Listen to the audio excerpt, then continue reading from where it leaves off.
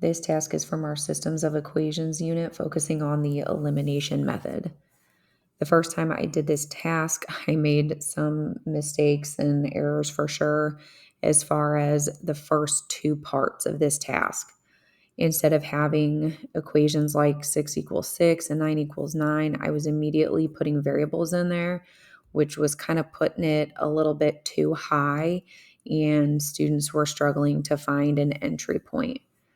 So I kind of adjusted and pivoted that for the following year, and this did go much better.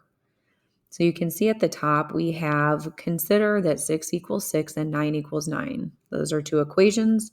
They are true statements. So then we are prompting students with what happens when you add the two equations together like this. And this was another change I made from the previous year. The first time I didn't really specify vertically or provide them with an example of what I meant. So they weren't really sure what they were doing. By adding them together, they didn't know what to do.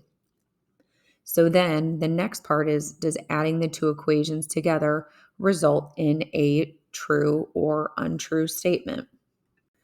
We can see that 15 equals 15 is a true statement.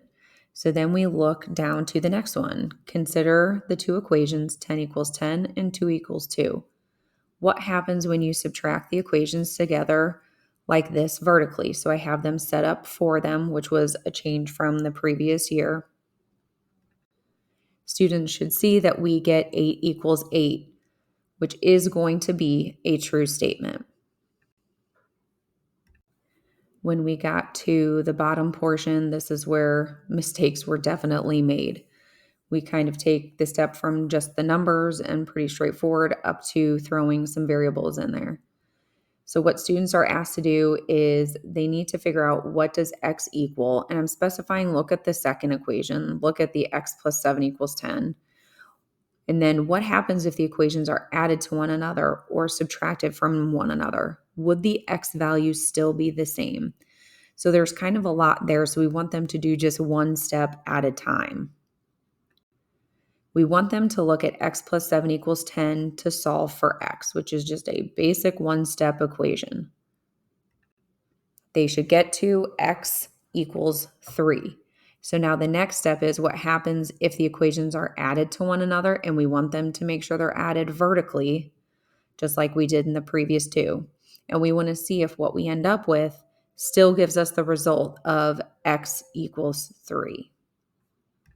So now that we know the x value equals 3, we're going to look at the set of equations to the left where you are adding 4x minus 7 equals 5 to x plus 7 equals 10.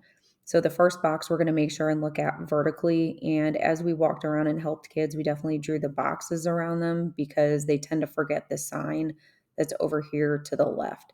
So when we take our 4x plus x, we're going to get 5x.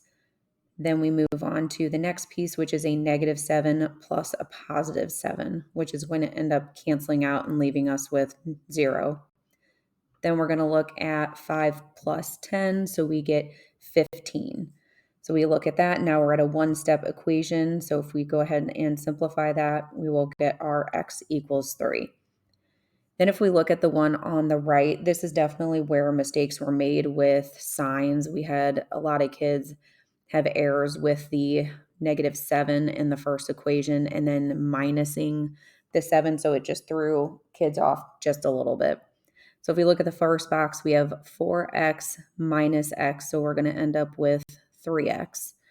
Then we have a negative 7 minus a positive 7. So we should end up with a negative 14. So you can have it as minus 14 or plus a negative 14.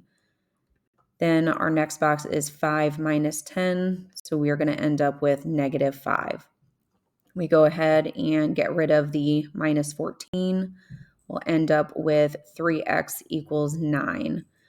And that would give us the final answer of x equals 3. As part of our consolidation piece for this, we kind of backtracked a little bit. And our first question is, what are systems of equations?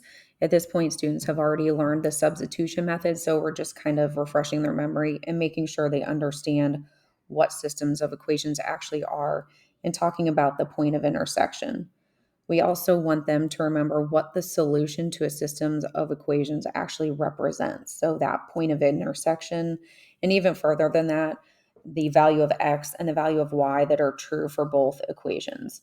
So then we kind of jump back to the first two parts of this task and we ask what happens when you add two true equations together and what happens when you subtract them.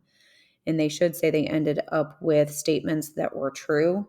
And we want to push that a little bit further then. So we look to the task at the bottom and ask what the value of the x was. And they should have gotten 3.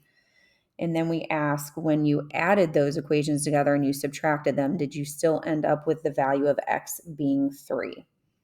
So does that last part follow what you found to be true about the first two? And so this is kind of leading us into the elimination method. And I know in this task, they are not having to cancel out like X's or Y's as far as these equations don't have both variables in them. However, they first need to understand the basic concept of vertically adding two equations together, because a mistake that we made in the beginning, like I said, was we made it a little too complicated. And when we threw variables in at the very beginning and we tried to throw 2 in, it was not a low enough floor for most students to be able to tackle the problem.